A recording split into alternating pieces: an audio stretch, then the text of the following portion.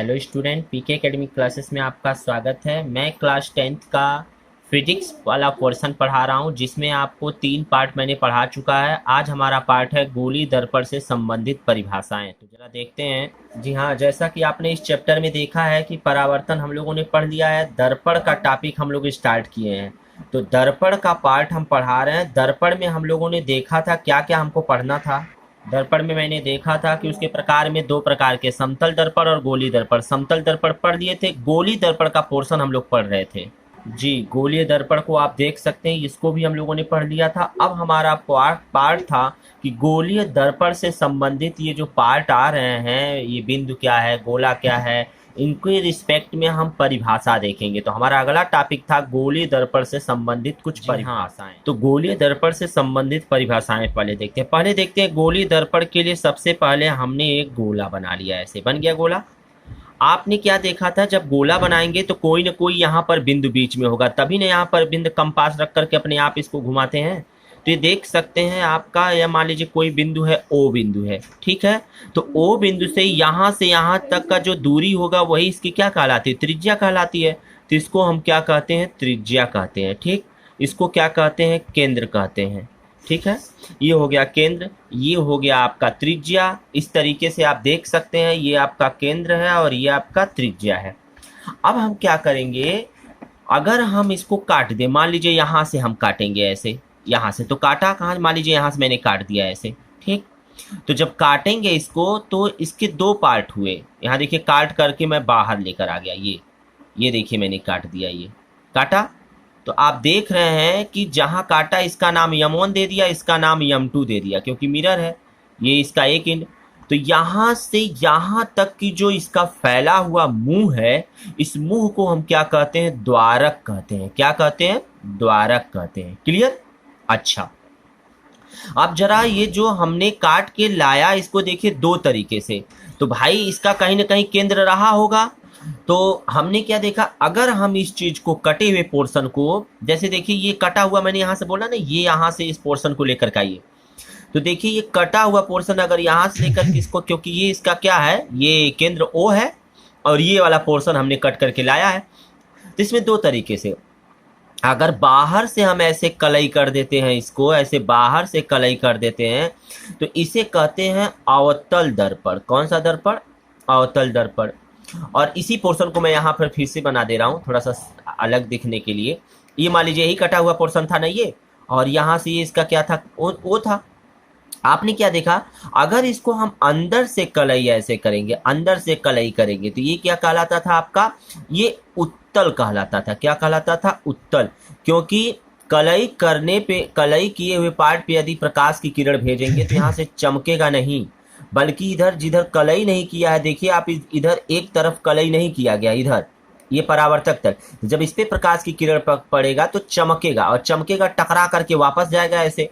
यहाँ पर भी देखिए, इधर इधर टकरा कर ये तो सोख जाएगा कलई किया हुआ, लेकिन जब इस पे गिरेगा तो यहाँ से टकरा करके वापस चला जाएगा। तो आप देख क्या रहे हैं कि 2 तरीके से पोर्शन मिला, एक उभरा हुआ भाग और एक दबा हुआ भाग। तो उभरे हुए भाग पे अगर चिकना रहता है तो उसे उत्तल कहते हैं, और दबा हुआ भाग यदि क्या नाम है कि चिकना होता है तो उसे अवतल कहते हैं। एक चीज आपसे बता दूं, उभरे हुए पार्ट को उत्तल कहा जाता है और दबे हुए पार्ट को अवतल कहा जाता है। क्योंकि यहाँ पर कौन सा पार्ट आपका काम में आता है, ये तो खुरदुरा वाला है, कलई किया है, ये तो काम में आएगा नहीं। तो काम में आएगा क्या, इसके अंदर वाला भाग आएगा, यानी कि अवतल।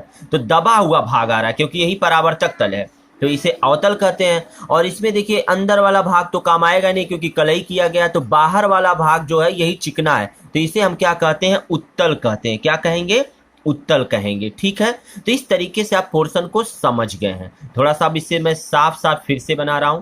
मान लेते हैं यह आपके पास इस तरीके से एक दर्पण है, ऐसे एक दर्पण है जिधर बाहर से मैंने कलई कर दिया। ठीक, तो आप देख रहे हैं बाहर से तरफ, यानी अंदर वाला पार्ट जो चिकना है, तो अंदर वाले को अवतल कहा जाता है, ये आपने पढ़ा अभी।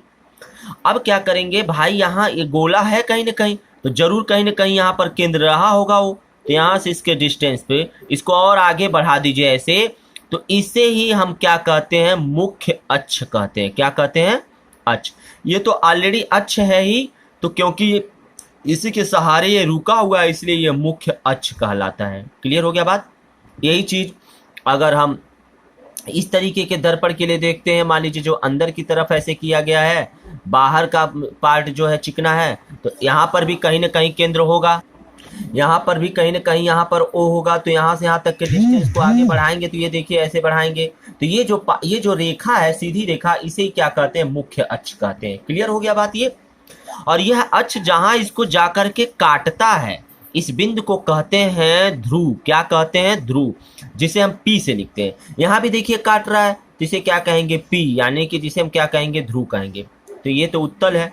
तो ध्यान दीजिएगा, उत्तल और अवतल में से कोई एक पार्ट अगर अच्छे से समझ जाते हैं तो अगला दूसरे पे लगा सकते हैं, क्योंकि इसमें भी मुख्य अक्ष है, इसमें भी मुख्य अक्ष होगा, इसमें भी ध्रुव है, इसमें भी ध्रुव होगा, इसमें भी केंद्र है, इसमें भी केंद्र होगा।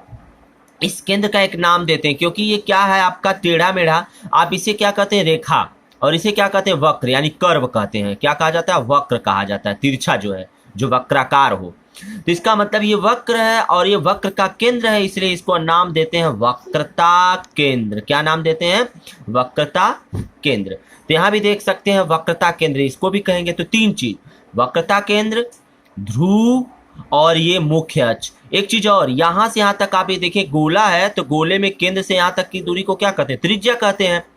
या ये वृत्त है, तो यहाँ से यहाँ तक क्या कहते हैं, त्रिज्या कहते हैं। तो यहाँ से यहाँ तक का जो ये है, ये त्रिज्या है। अरे भाई, इसको आगे बढ़ाएंगे तो गोलन बनेगा ये, तो ये त्रिज्या, इस त्रिज्या क्योंकि वक्र के द्वारा बना, इसलिए इसका नाम देंगे वक्रता त्रिज्या। अगर ये गोला रहता, चाहे वृत्त रहता, तो उससे नहीं होता, ये काट करके अलग कर दिया गया, इसलिए वक्र बन गया है।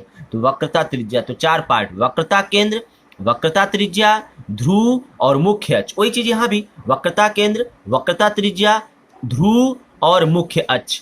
ये चीज चाहे उत्तल के लिए, चाहे उत्तल के लिए, चाहे अवतल के लिए, किसी के लिए भी पोर्शन नहीं होगा। तो चार पार्ट मैंने आपको बताया। आइए थोड़ा सा और पोर्शन को हम देखते हैं आगे। जी हाँ, अगला पोर्शन देखते हैं। मान लीजिए यह आपका क्या है, एक दर्पण है, मैंने बाहर से इसको ऐसे क्या कर दिया, कलई कर दिया, ठीक है। तो ये यहाँ पर बीचों बीच से एक मैंने रेखा खींच दिया, जिसे मुख्य अक्ष कहते हैं, इसे हम ध्रुव कहते हैं। यहाँ पर कहीं न कहीं केंद्र होगा, ओ कहिए चाहे सी कहिए। अरे भाई, इसे केंद्र को ओ कहिए, चाहे सेंटर नाम दीजिए, इसका सी नाम दीजिए, ठीक है। अच्छा, अब हम क्या करेंगे, ध्यान दीजिए कि इसी तरीके से यहाँ भी मैं बना दे रहा हूँ एक दर्पण। ये दर्पण हमेशा ऐसे बनाया जाता है, तो इसके अंदर की तरफ कलई कर दिया, क्योंकि जो भी चिकना तल होता वो हमेशा बाएं तरफ ही चिकना तल लिया जाता है। यहाँ भी देखिए चिकना तल बाएं तरफ, यहाँ भी, इसलिए इसको ऐसे घुमा दिया गया। यहाँ पर भी ऐसे खींच सकते हैं। ये हो गया ध्रुव, यानी पी हो गया, ये हो गया ध्रुव पी हो गया, और यहाँ पर कहीं ना कहीं इसका सी होगा। एक चीज मैं आपसे बताना चाह रहा हूँ, थोड़ा सा और पॉइंट। मान लीजिए प्रकाश की किरण इस पे गिरेगी, तो प्रकाश की किरण तिरछी भी गिर सकती है और सीधी भी गिर सकती है, किसी भी तरीके से। लेकिन प्रकाश की किरणें, ये क्या है, अक्ष है ना, इस अक्ष के समांतर, समांतर मतलब जैसे अक्ष है तो इसके समांतर मतलब ये। तो देख लीजिए, ये अक्ष के समांतर मतलब ऐसे, समांतर मतलब इसी से कुछ दूरी पे, ये देखिए समांतर, ये रेखा है अगर इसके समांतर है, लेकिन ये रेखा है, ये इसके समांतर नहीं है, तिरछा, इसको काट दिया। देखिए समांतर का मतलब वो रेखाएं उसको अगले वाले को, दूसरी रेखा को काटे ना। तो इसका मतलब इसके समांतर यदि हम कोई ऐसे किरण भेजते हैं, तो आप ध्यान दीजिएगा, किरण यहाँ से टकराने के बाद, यहाँ से टकराने के बाद ऐसे इसी दिशा में ऐसे जाती है। क्या जाती है, टकराने के बाद ऐसे दिशा में ये क्या होती है, जाती है। टकराने के बाद जा रही है, देखिए ऐसे। तो कहा जाता है जहां पर ये मुख्य अक्ष को जाकर के काटती है, इसे ही हम क्या कहते हैं, फोकस कहते हैं। क्या कहते हैं, फोकस, या जिसका नाम क्या है, एफ पड़ जाता है। तो ध्यान दीजिए, मान लीजिए यहाँ पे प्रकाश की किरण ऐसे जाएगी, तो ये भी समांतर भेजेंगे तो ये उसी बिंदु से होकर के जाएगी। कोई और किरण ऐसे भेज दीजिए तो ये टकराने के बाद उसी बिंदु से होकर के जाएगी। कोई और किरण ऐसे भेज दीजिए तो ये टकराने के बाद उसी बिंदु से होकर के जाएगी। तो जिस बिंदु से, यानी मुख्य अक्ष को जिस बिंदु पे काटती है, वही फोकस कहलाती है। तो ध्यान दीजिएगा, जिधर केंद्र है उधर ही फोकस बनता है। इस पे देखते हैं, प्रकाश की किरण ऐसे भेज रहे हैं, तो ये जाने के बाद, टकराने के बाद, क्योंकि इधर देखिए खुदरा तर है ना, तो खुदरा, क्योंकि मैंने बोला अभी कि हमेशा जो फोकस है केंद्र की तरफ, तो केंद्र इधर है तो इधर ही बनना चाहिए। तो देखिए खुरदुरे तर में तो आपका ये प्रकाश जाएगा नहीं, इसका मतलब इसको dash dash dash dash dash dash ऐसे आगे भेजेंगे, कहीं ना कहीं जाके मिलेगा। ये आभासी हो गया। यहाँ पर तो वास्तविक था, मतलब जैसा गया वैसा दिख रहा है, लेकिन आभासी मतलब मान लेते हैं कि ये यहाँ से होकर के जा रही है। जैसा कि आपने क्रिकेट में देखा होगा, जब मैच होता है, जो एलबीडब्ल्यू जब होता है, तो बैट्समैन को बॉलिंग बैट पैड पे लगने के बाद आउट दिया जाता है, तो उसका रिप्ले जब देखा जाता है तो जहां गेंद लगती है उसके पीछे देखिए धुंधला एक स्क्रीन दिखाता है, वो जाकर के स्टैम्प पे लगता है, तो उसे एलबीडब्ल्यू कहते हैं। वो कल्पना की जाती है, यानी एलबीडब्ल्यू जो आउट होता है वो एक कल्पना आउट होता है, यानी कि रियल का आउट नहीं होता। जैसे कि कैच आउट हो गया, आपका बोल्ड हो गया, आपका क्या नाम रन आउट हो गया, लेकिन ये जो है आपका काल्पनिक विकेट होता है। उसी प्रकार से यहाँ पर ये प्रकाश की किरण जा रही है तो जरूर कहीं ना कहीं टकराएगी, यहाँ से टकराने के बाद अंदर जाएगी केंद्र की तरफ, तो जहां जाकर टकराती है, आती हुई प्रतीत होती है, उसे ही फोकस करते हैं। जैसे यहाँ से भेजे तो ये भी यहाँ से डैश डैश डैश, यहाँ से भेजे ये भी यहाँ से डैश डैश डैश, यहाँ से भेजे ये भी यहाँ से डैश डैश डैश जा रही है, तो इसे क्या कहते हैं, फोकस। तो ध्यान दीजिएगा, यह है अवतल और यह है आपका उत्तल। तो अवतल में आप क्या देख सकते हैं, मुख्य फोकस जो होता है वो जिधर केंद्र होता है, जिधर से किरण जाती उसी दिशा में बन जाता है। लेकिन उत्तल में क्या होता है, जिधर से किरण जाती उसके दूसरी दिशा में फोकस बनता है, मतलब जिधर उसका केंद्र होता। कहेंगे सर केंद्र इधर क्यों, ये देखिए घुमाया गया गोला ऐसे है ना, तो केंद्र इधर ही बनेगा। इस तरीके से एक और पॉइंट उभर के आ गया जिसका नाम है फोकस। क्या नाम है, फोकस जी। जैसा कि आपने यहाँ देखा, यहाँ से यहाँ तक की दूरी को वक्रता त्रिज्या कहते हैं, तो फोकस से यहाँ तक की दूरी को फोकस दूरी कहेंगे। क्या कहेंगे, फोकस दूरी। ये देखिए फोकस से यहाँ ध्रुव तक की दूरी को क्या कहेंगे, फोकस दूरी कहेंगे। तो कितने पॉइंट आपको देखने में आ रहा होगा। पहला पॉइंट आया था मुख्य अक्ष, क्या आया था, मुख्य अक्ष। दूसरा पॉइंट क्या आया था आपका, पहला पॉइंट आया था द्वारक, क्या आया था, द्वारक। दूसरा पॉइंट मुख्य अक्ष। तीसरा पॉइंट आपका आया था केंद्र, केंद्र जिसको कहते थे वक्रता केंद्र। उसके बाद आया था वक्रता त्रिज्या, क्या आया था, वक्रता त्रिज्या आया था। उसके बाद आपका अभी अभी पढ़े हम लोग फोकस पढ़े हैं, क्या पढ़े हैं, फोकस पढ़े हैं। उसके बाद क्या पढ़े हैं, फोकस दूरी पढ़े हैं। तो इतने सारा पॉइंट अब आपको यही है, तो इसी का नाम है, आपने देखा कि गोलीय दर्पण से संबंधित कुछ परिभाषाएं जो हैं ये क्या होती है। तो गोलीय दर्पण ये है, इसके संबंधित परिभाषाएं, तो किसकी परिभाषाएं हमको पढ़ना है, द्वारक का, मुख्य अक्ष का, केंद्र का, वक्रता त्रिज्या का, फोकस दूरी का। तो आइए इनके जरा सिस्टम को हम देखते हैं। जी हाँ, देख सकते हैं दर्पण, गोलीय दर्पण से संबंधित परिभाषाएं क्या हैं। तो देखते हैं, सबसे पहला पॉइंट है ध्रुव, दूसरा पॉइंट है केंद्र, तीसरा पॉइंट है त्रिज्या। इसी तरीके से आप इस डायग्राम में देख सकते हैं। डायग्राम में आपका ये मान लीजिए कोई आपका गोला जिससे दर्पण कटा हुआ है, देख सकते हैं। ये कोई गोला है जिसमें क्या है, दर्पण कटा हुआ है। आप देख सकते हैं गोली दर्पण का भाग है, यहाँ से कट करेंगे तो इसको M1 और M2 देते हैं, तो ये डिस्टेंस आपका क्या है, द्वारक कहलाता है। ये देखिए क्या है, और उसके बाद ये क्या है, केंद्र है, जिसे वक्रता केंद्र कहते हैं। ये क्या है, यहाँ से यहाँ तक का, ये देखिए यहाँ बना दिया गया, ये क्या है, मुख्य अक्ष है। और जहाँ पर ये काटता है, ये क्या, इसका कहलाता है, ध्रुव कहलाता है। और यहाँ से यहाँ तक का जो सिस्टम है, इसे क्या कहते हैं, द्वारक। यानी ये देखिए दर्पण द्वारक है, ये दर्पण द्वारक है, M1 M2। इसी प्रकार से यहाँ से यहाँ तक की दूरी को क्या कहते हैं, वक्रता त्रिज्या कहते हैं। ये सारी चीजें मैंने आपको बताया। ये देखिए, आप देखिए अंदर की तरफ कलई किया गया तो उत्तल दर्पण है, और बाहर की तरफ कलई किया गया तो अवतल दर्पण है। इस तरीके से आप देख सकते हैं। यहाँ भी ये आपका केंद्र है, केंद्र से दूरी को वक्रता त्रिज्या कहते हैं। ये द्वारक है, ये आपका ध्रुव है। ये सारी सिस्टम मैंने बताया। आप देखिए जरा परिभाषाएं इसके देख लेते हैं क्या है। तो परिभाषाओं में आप क्या देखते हैं, ध्रुव के लिए गोली दर्पण के परावर्तक पृष्ठ के केंद्र को दर्पण का ध्रुव कहते हैं। परावर्तक, ये देखिए परावर्तक किसे क्या कहते हैं, ध्रुव कहते हैं। ठीक है, यह दर्पण के पृष्ठ पर होता है, इसे P से प्रदर्शित करते हैं। देखिए दर्पण है, इसके पृष्ठ पे ही तो है। ये देखिए दर्पण इसके पृष्ठ पे ही तो है, यहाँ पर कट तो दर्पण के इसे P से प्रदर्शित करते हैं। वक्रता केंद्र क्या होता है, कहते हैं गोलीय दर्पण का परावर्तक पृष्ठ कांच के जिस खोखले गोले का भाग होता है उसे गोला का केंद्र कहते हैं। यानी जिस खोखला गोला है ये जिसका भाग होता है, ये देखिए भाग किसका है, इस केंद्र का। तो ये देखिए भाग किसका है, इस केंद्र का। ये भाग किसका है, इस केंद्र का। तो ये देखिए इसे ही क्या कहते हैं, वक्रता केंद्र कहा जाता है। ठीक है, सेंटर ऑफ कर्वेचर, इसे सी से प्रदर्शित करते हैं। ठीक है, देख सकते हैं आप यहाँ से। और ये क्या बनता है, दर्पण के हमेशा पीछे की तरफ बन रहा है। और देखते हैं नेक्स्ट क्या कह रहा है, वक्रता त्रिज्या क्या है। तो वही चीजें यहाँ से यहाँ तक की दूरी, यानी कि ध्रुव और केंद्र के बीच की दूरी।